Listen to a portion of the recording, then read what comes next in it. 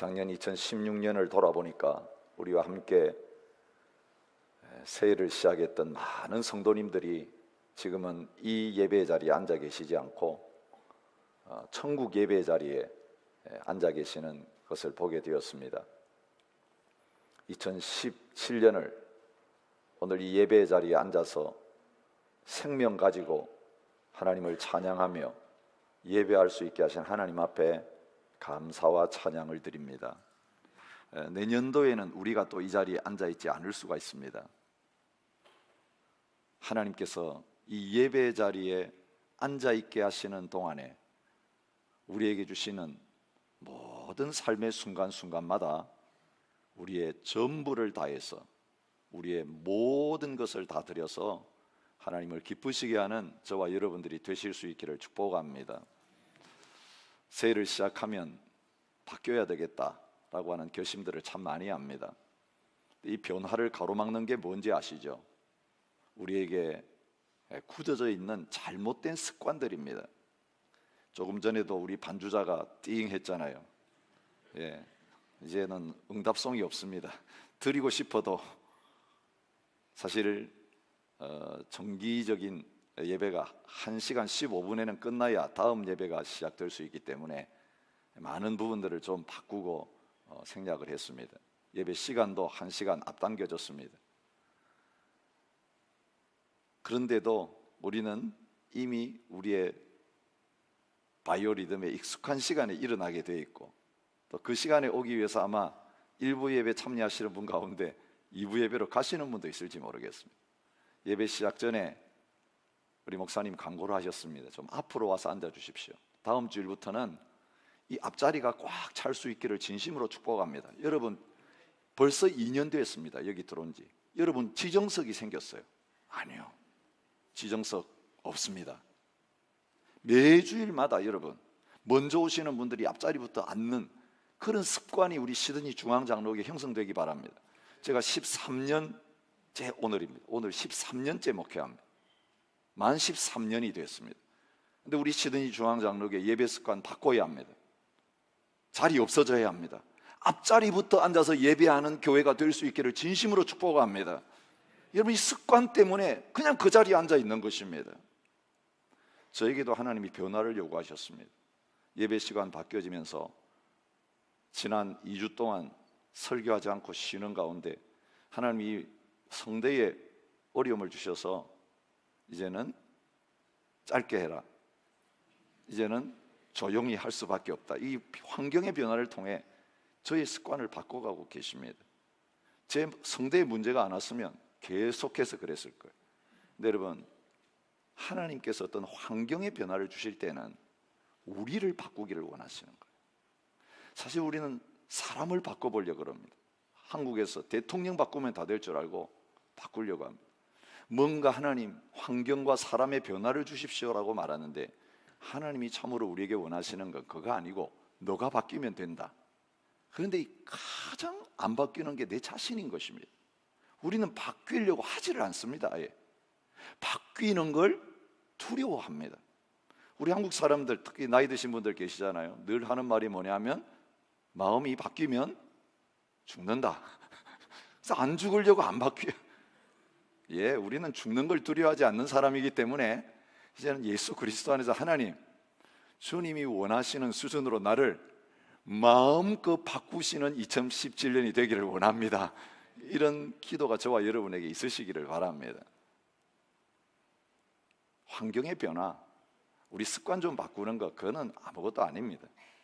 진짜 우리가 영적으로 하나님 앞에 새해를 시작하면서 하나님 나는 내 내면의 속사람이 예수님을 닮아서 바뀌어지기를 원합니다. 예수님 같이 되기를 원합니다. 이 변화의 소원이 이 첫 시간에 저와 여러분에게 가득하기를 바랍니다. 또 이런 소원입니다. 주님, 이제는 주님이 내 안에 계셔서 주님 원하시는 대로 나를 마음껏 쓰십시오. 전에는 이 지극히 작은 거 하나 붙들고 부들부들 떨면서 살았는데 이제는 주님께서 내 삶 속에 들어오셔서 쓰시겠다고 할 때 겨우 나귀 새끼 한 마리 풀어가지고 드리면서 쓰십시오 수준이 아니라 주님, 내 전부가 주님의 것입니다. 내 시간 전부가 주님의 겁니다. 내 가진 것 전부가 주님의 겁니다. 내 가족들, 내 자식들 전부 다 주님의 겁니다. 주님, 내 인생 속에 오셔가지고 주님 쓰시기를 원하신 거 있으면 이제는 주님이 주인이시니 마음껏 다 쓰시는 그런 삶이 나의 삶 속에 일어나기를 원합니다. 그래서 우리의 삶이 주님의 사역이 되어지는 그런 놀라운 변화가 저와 여러분과 저희 교회 안에 일어날 수 있기를 축복합니다.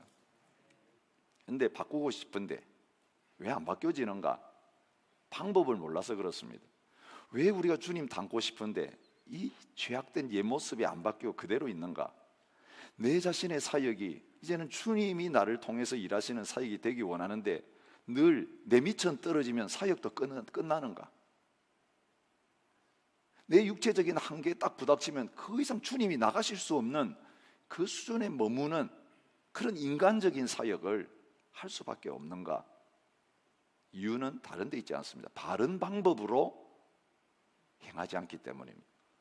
그래서 2017년 하나님께서 저와 여러분들에게 주신 말씀이 뭐냐 하면 나와 함께 동행하자라고 하는 것입니다.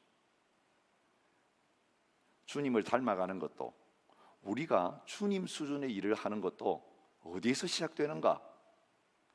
하나님과 우리가 함께 하는 데서부터 시작된다고 말씀하십니다.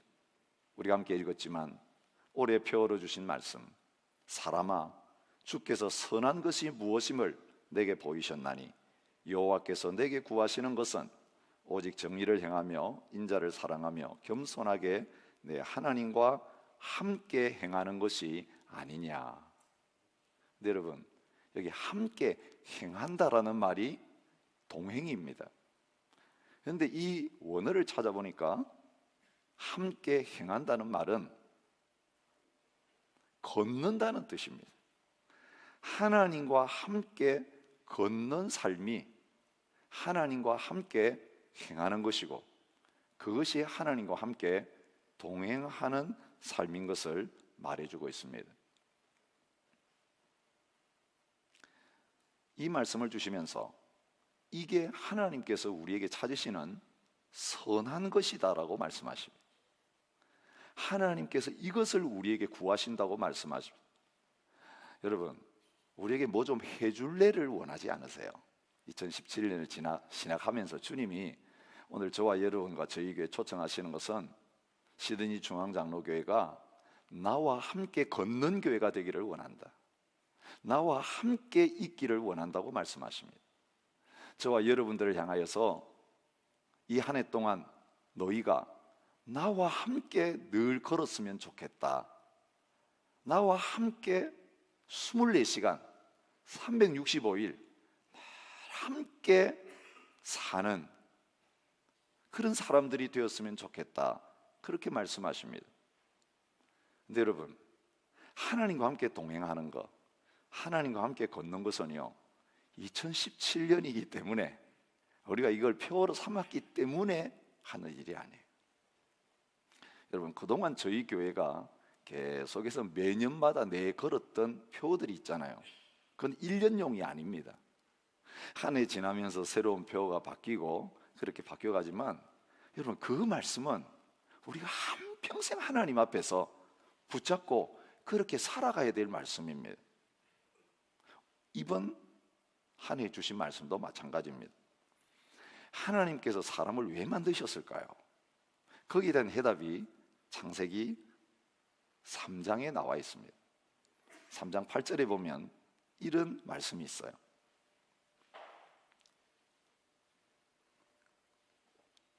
저는 그동안 설교하면서 물을 안 마시면서 설교하는 걸 습관으로 살아왔습니다. 근데 성대 어려움이 있어서 보니까 이것은 성대의 가장 해로운 습관이었습니다. 그래서 물을 자주 마시면서 이야기해라. 하루에도 물을 계속해서 마셔라. 여러분, 우리가 하나님 앞에서 살아가면서 가장 중요한 목적을 잃어버리면 모든 결과가 안 좋게 돼요. 왜 내 삶에는 열심히 노력하는데 결과가 안 좋으냐? 목적이 잘못됐기 때문에 그래요. 똑같은 일을 해도 그래요. 그죠? 잘못된 목적을 위해서 그 일을 하면 그 일은 틀어지게 돼 있어요. 근데 똑같은 일을 하는데 바른 목적으로 하면 그 일은 잘 풀려나가게 되어 있습니다.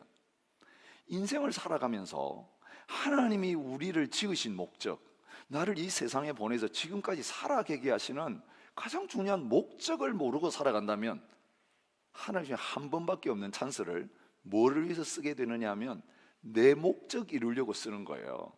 여러분 2017년 어떤 계획을 세우셨습니까? 우리 집안에 아들, 딸을 결혼시켜야 되겠다. 또 우리 부부가 이렇게 한 해는 어디 여행 좀 다녀봐야 되겠다. 올해는 시작하는 날부터 운동을 열심히 해가지고 건강을 챙겨야 되겠다. 여러분 이런 등등 많은 계획이 있잖아요. 근데 그거 다 가만히 살펴보세요. 누구를 위한 겁니까? 다 나를 위한 거예요. 심지어는 한 해 성경을 삼독을 해야 되겠다. 기도를 많이 해야 되겠다. 전도를 해야 되겠다. 여러분 하나님을 위해서 뭔가 하는 것 같은 것도 가만히 보면 나를 위해서 하는 경우가 참 많이 있습니다. 진짜 하나님을 위한 건지 나를 위한 건지는 뭐를 통해서 판단해야 합니까? 하나님을 위한 거라면 하나님이 진짜 구하시는 것, 하나님이 진짜 원하시는 것을 먼저 하는, 그게 그렇게 되어지는 게 진짜 하나님을 위한 거예요. 하나님이 사람을 만드셔서 그냥 너 가서 마음껏 살아라고 하지 않으시고 에덴 동산을 만드신 다음에 거기에 사람을 두셨다, 그렇게 말하고 있죠. 하나님이 왜 에덴 동산에서 아담 하와가 살게 하셨을까? 너희들 이 좋은 곳에서 잘 먹고 잘 살아라, 너 하고 싶은 거 해라, 그게 아니라는 거예요. 하나님이 원하시는 목적이 있어서 에덴을 만드시고 아담 하와를 거기 두셨는데, 하나님이 참으로 원하시는 게 뭔가를 알려주는 말씀이 3장 8절에 나와요. 그들이 그날 바람이 불 때에 동산에 거니시는 여호와 하나님의 소리를 듣고, 죄 지은 다음에 일어난 일이에요. 동산에 거니시는 하나님, 여기 거니신다고 표현한 게 딴 거 아니에요. 하나님과 함께 행한다, 함께 걷는다, 함께 동행한다라고 번역할 수 있는 단어예요. 구약에는 하나님과 함께 걷는다라고 하는 단어가 두 가지가 나오는데요, 얄라크라고 하는 단어와 할라크라고 하는 단어예요. 앞에 있는 한 글자만 달라요. 근데 뜻은 똑같아요. 같은 뜻을 가진 두 단어예요. 하나님과 함께 행하는 것이 아니냐라고 할 때는 얄라크라는 단어를 썼어요. 근데 동산에 거니신다라고 할 때는 할라크라고 하는 단어를 썼어요. 하나님의 에덴 동산에 아담과 하와를 살게 하시는 것은 하나님이 그들 가운데 오셔가지고 그들과 함께 걷기 위해서, 함께 살기 위해서 거기 살게 하신 것입니다. 성경에 보니까 여기 함께 행하는 것이 아니냐, 함께 행한다, 오늘 이 3장 8절에 거닌다라고 하는 이 단어를 동행한다라고 하는 단어로 번역하고 있는 것을 볼 수 있습니다.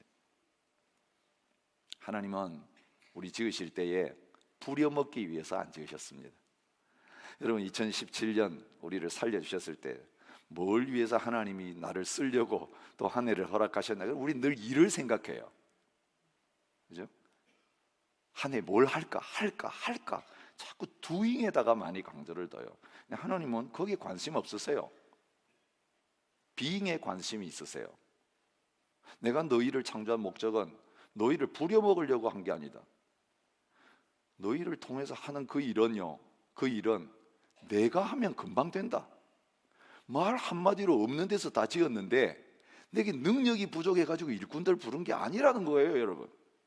여러분이 이 한 해 아무 열심히 땀 흘리고 뛰어다녀 봐야 하나님이 허락하지 않으시면 아무 일도 안 됩니다. 그러나 하나님이 하시면 단 한순간에 모든 거 다 됩니다. 하나님은요, 일에 관심이 없으세요. 우리가 주님 앞에 뭘 많이 해줬으면 좋겠다? 아니요. 주님이 진짜 목말라 하시고 우리에게 구하는 건 뭐냐면 우리 자신이에요. 나는 너희들이 나와 함께 동행하는, 그것을 위해서 너희를 친구로 혹은 아내로 혹은 아들, 딸로 지었다.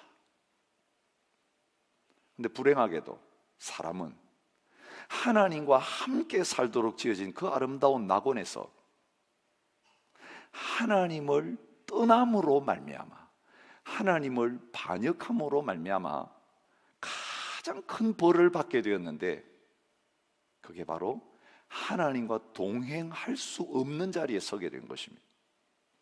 무엇이 하나님과 함께 살지 못하고 에덴 동산에서 쫓겨나게 만들었습니까? 바로 죄입니다. 죄는 다른 것이 아닙니다. 하나님을 구하는 것보다 다른 그것을 더 먼저 구하는 게 죄입니다. 하나님의 목적을 먼저 이루는 것보다 내 목적을 이루는 것이 죄입니다. 하나님을 모시고 살면 아무 문제가 없어요. 그런데 내가 하나님이 되려고 할 때에 선악을 알게 하는 나무 열매를 뚝 따먹어서 나도 하나님처럼 지혜와 지식을 가지고 싶다, 나도 하나님과 같은 능력을 갖고 싶다, 이러면서 하나님과의 관계가 깨지는 자리에 서게 되는 것입니다. 그래서 하나님은 죄가 있으면 우리와 동행할 수 없기 때문에, 함께 하실 수가 없기 때문에 쫓아내시고 그룹들과 두루 도는 불칼을 두어 생명나무의 길을 지키게 하셨다라고 말합니다. 하나님이 홍수로 온 세상을 심판하시기 전에 창세기 6장 3절에 이렇게 말씀하십니다. 여호와께서 이르시되 나의 영이 영원히 사람과 함께하지 아니하리니 이는 그들이 육신이 됨이니라. 죄를 짓고 나면 육신의 욕심을 따라 사는 존재로 바뀌어져 버려요. 그러면 늘 우리가 눈 뜨고 뭐 움직이면요, 항상 육신적인 욕심을 추구하게 돼요. 욕망에 따라가게 돼요. 결국 그런 상태가 되어버리면 하나님께서 죄 가운데 사는 우리 속에 함께 계실 수가 없는 것입니다. 그래서 공간적으로도 쫓겨나고 영적으로도 하나님의 영이 떠나가시는, 그죠? 육체적으로는 동산 밖으로 쫓겨났지만 영적으로 보면 하나님의 영이 우리를 떠나버리시는 그런 자리에 있게 되는 것을 보여주고 있습니다. 여러분, 오늘 우리에게 하나님께서 죄 때문에 내리시는 저주와 형벌이 있다면, 가장 큰 형벌이 있다면 그게 딴 게 아니라 나와 하나님과 영적 교제가 끊어져 버린 거예요. 여러분, 이런 거예요. 우리 지금 예배를 드리고 있는데 하나님의 임재가 전혀 안 느껴져요. 살아계신 하나님 앞에서 우리가 찬양하고 기도하고 있습니다. 지금 하나님의 말씀을 듣고 있습니다. 두세 사람이 내 이름으로 모인 것에 하나님이 함께 하십니다. 오늘 우리가 예배 시작하면서 거룩 거룩 거룩 찬양했습니다. 우리 찬양대에도 똑같은 거룩이라는 주제로 찬양을 했습니다.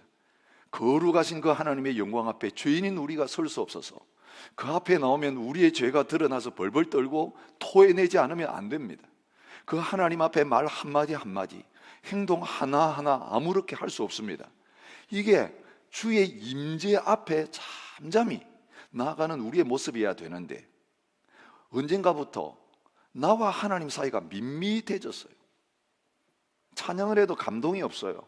입으로만 뻥긋뻥긋 하고 있어요. 하나님 앞에 드리는데 예물도 드려 준비해 오지도 않아요. 그냥 주머니 넣어가지고 있는 대로 그냥 드려요. 하나님 앞에 찬양만이 아니라 기도도 마찬가지예요.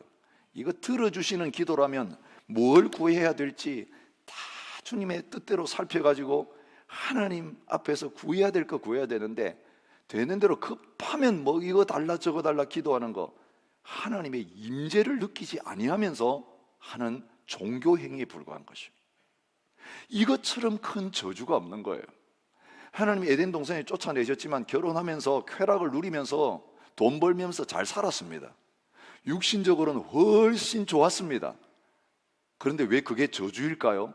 하나님이 거기에 함께하지 않으시는 거예요.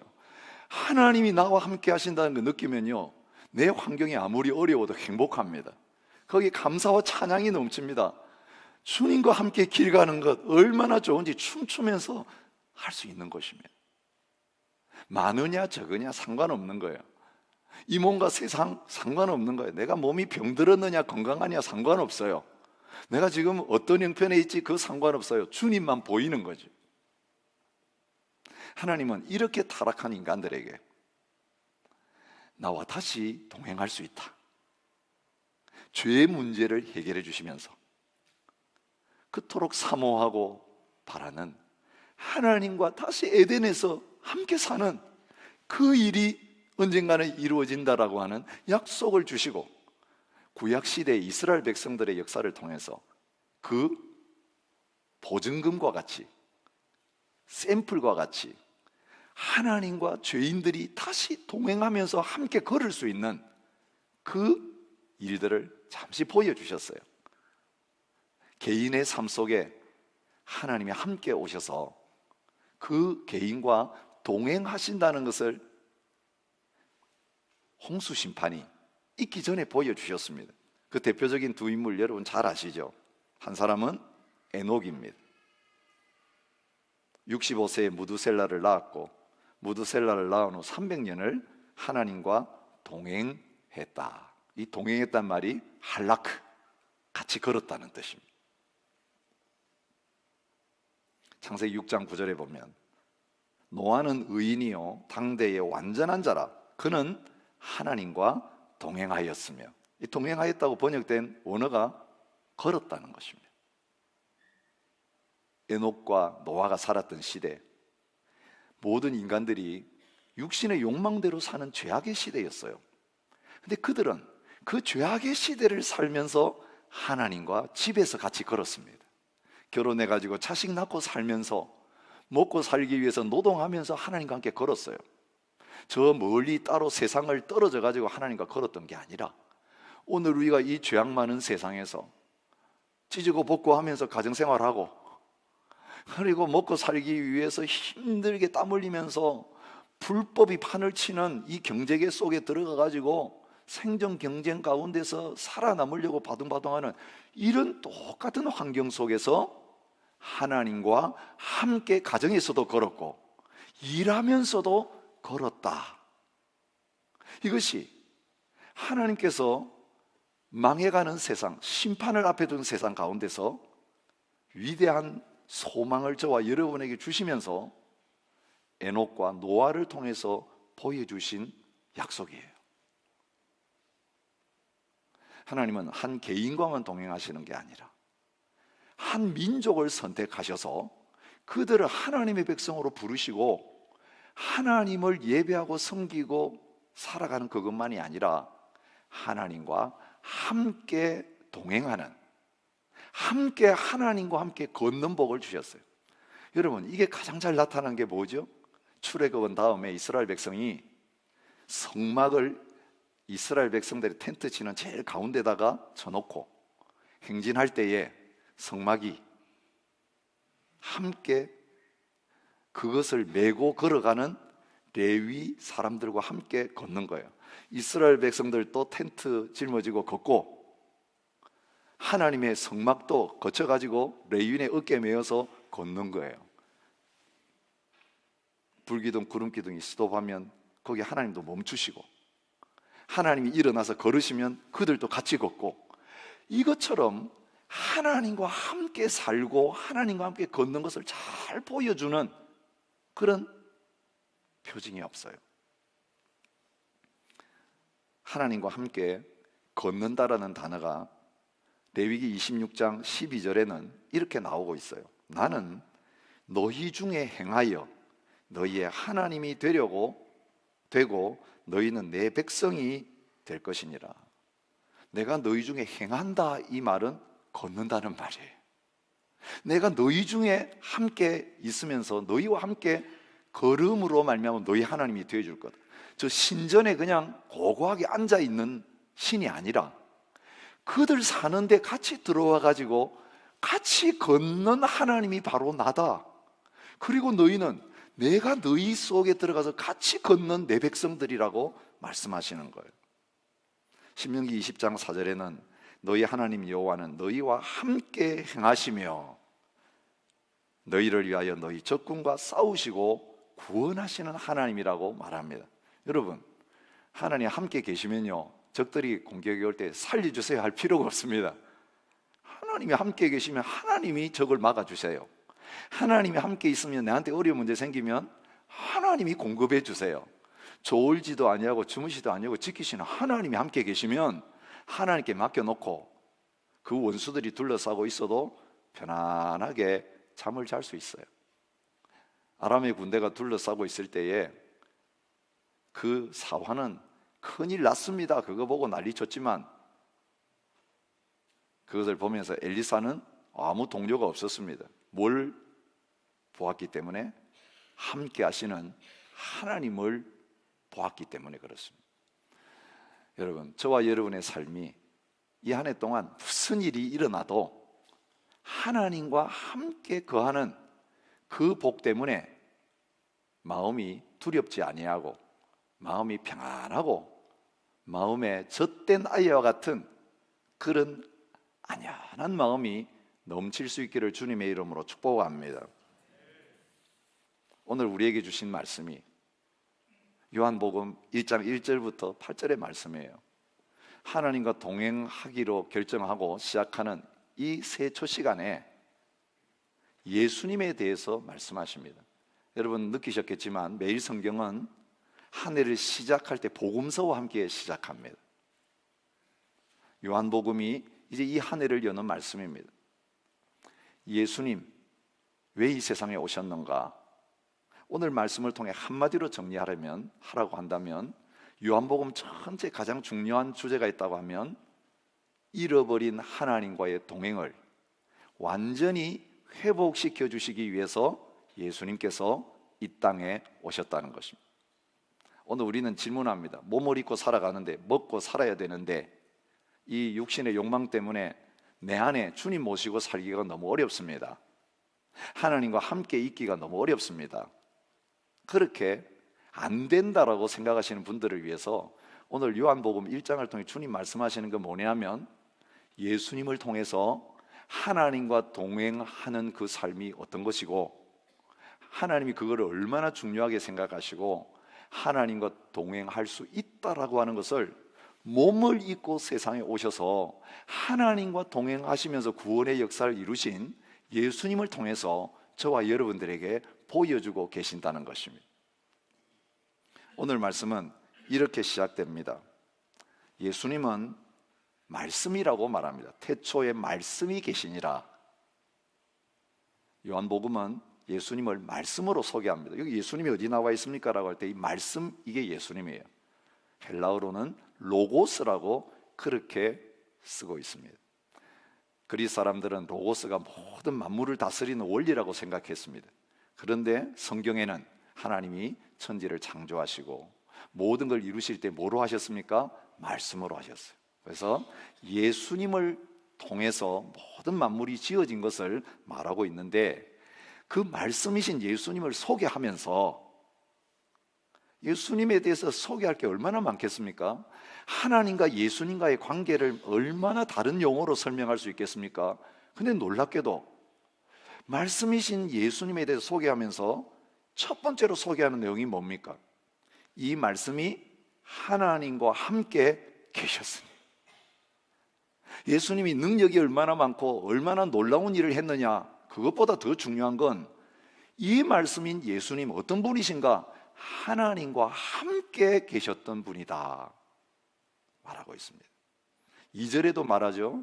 그가 태초에 하나님과 함께 계셨고 하나님과 함께 계셨기 때문에 그로 말미암아 만물이 다 지은 바 되었다. 그 안에 생명이 있었고 빛이 있었다라고 말씀하고 계시는 것입니다. 예, 몸을 입고 이 세상에 오시기 전에 성삼위 일체의 하나님으로서 이 영적인 세계 속에서 아버지 하나님과 아들 예수님이 늘 함께 하시면서 동행하시는 가운데 있었다는 것을 보여주고 있어요. 그런데 이 하나님의 세계에서 아버지 하나님과 동행하시던 예수님은 사람의 몸을 입고 이 세상에 오셔서 사역하시는 가운데도 하나님과 함께 하시는 것을 멈추지 않으셨다는 것입니다.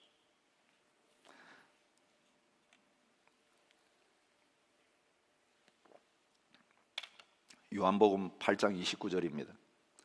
나를 보내신 이가 나와 함께 하시도다. 나는 항상 그가 기뻐하시는 일을 행함으로 나를 혼자 두지 아니하셨는지. 여러분, 예수님의 사역의 비밀을 설명해 주는 키가 이 말씀 속에 있어요. 내가 아버지께서 보내신 목적을 따라서 아버지의 기뻐하시는 일을 늘 행했기 때문에 하나님 나와 함께 하시면서 하라고 한 일을 하실 때마다 그분이 나를 혼자 버려두지 않으시고 늘 나와 함께 하셨다. 그래서 내가 하는 말은 아버지가 하는 말이고 내가 하는 일은 아버지께서 하신 일이다, 그렇게 말씀하시는 거예요. 요한복음 14장 10절에도 이 말씀이 나옵니다. 내가 아버지 안에 거하고 아버지는 내 안에 계신 것을 너희가 믿지 아니하느냐? 내가 너희에게 이르는 말은 스스로 하는 것이 아니라 아버지께서 내 안에 계셔서 그의 일을 하시는 것이다, 그렇게 말씀하셨습니다. 심지어는 아버지를 보여주시면 믿겠습니다, 아버지 좀 보여주세요라고 하는 사람들에게 나를 본 자는 아버지를 보았는데 왜 아버지를 보여달라고 하느냐고 말씀하실 정도로 예수님은 사람의 몸을 입고 이 땅에 와서 사셨지만 아버지 하나님과 온전히 하나 되어서 같이 걸으시고 같이 말하시고 같이 행동하시는, 일하시는 그런 가운데 있었습니다. 38년 된 병자를 안식일에 고쳤다는 것 때문에 비난할 때 주님의 대답이 뭔지 아세요? 내 아버지께서 일하시니 나도 일한다는 거예요. 그러면서 이런 말씀을 덧붙이세요. 아들이 아버지께서 하시는 일을 보지 않고는 아무것도 스스로 할 수 없나니 아버지께서 행하시는 그것을 아들도 그와 같이 행하느니라. 아버지께서 아들을 사랑하사 자기가 행하시는 것을 다 아들에게 보이시고 또 그보다 더 큰 일을 보이사 너희로 놀랍게 여기게 하시리라. 아버지께서 죽은 자들을 일으켜 살리심 같이 아들도 자기가 원하는 자들을 살리느니라. 여러분, 예수님의 행하신 모든 삶은 아버지께서 그 안에 계셔서 그분이 원하시는 대로 사는 삶이었다는 것을 보여주고 계시는 것입니다. 그런데 여러분, 그 예수님이 하늘나라로 가버리신 게 아니라 십자가와 부활의 복음을 완성하셔서 승천하신 다음에 성령님을 우리에게 보내주셔서 육신으로 계신 보혜사이신 예수님이 제자들과 늘 함께 살면서 같이 걸어 다녔던 것처럼 이제는 부활하신 예수님께서 성령님을 통해서 우리 안에 들어와 계셔서 몸속에 거하면서 내 몸이 움직이는 모든 곳에 함께 가시면서 이 몸을 통해서 그분이 원하시는 모든 일을 하기를 원하신다라고 말씀하고 계시는 것입니다. 말씀이 육신이 되어 우리 가운데 거하셨다. 그런데 육신으로만 거하신 게 아니라 영원토록 우리와 함께 하시기 위해서 주님은 믿는 저와 여러분들을 찾아오셔서 영접하는 자에게 이제는 그 안에 계시면서 우리를 통해서 함께 사시는 가운데 그분이 원하시는 삶을 살기를 원하신다고 말하고 있는 것입니다. 예수님에 대해서 소개한 다음에 6절부터 8절에 결론적으로 요한에 대해서 소개하고 있습니다. 근데 요한에 대해서 뭐라고 소개하고 있습니까?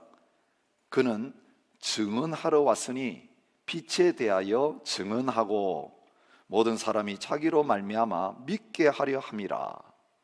그는 빛이 아니라 빛 대신 예수님을 증거하는 증인이었다는 걸 말합니다. 그래서 자기를 통해서 예수님 사람들이 믿게 만드는 자리에 있었다고 말합니다. 여러분 아세요? 구약의 가장 큰 선지자가 세례 요한이지만 신약 시대에는 우리 가운데 가장 작은 자도 세례 요한보다 더 위대하다고 주님 말씀하셨어요.